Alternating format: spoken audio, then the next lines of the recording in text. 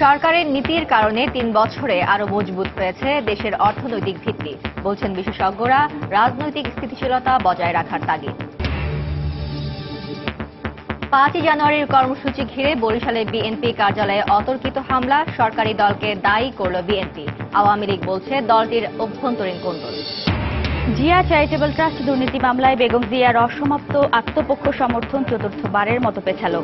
পরবর্তী তারিখ ১২ই জানুয়ারি।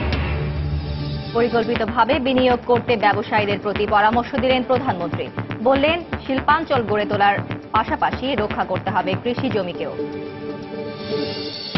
শপথ নিলেন নারায়ণগঞ্জ সিটি কর্পোরেশনের নবনির্বাচিত মেয়র সেলিনা হায়াৎ আইভী ও ৩৬ কাউন্সিলর। শঙ্কামুক্ত নগরী গড়ার অঙ্গীকার নতুন মেয়রের। ৫ দিনেও কুলকিনারা হয়নি সুন্দরগঞ্জের এমপি লিটন হত্যাকাণ্ডের।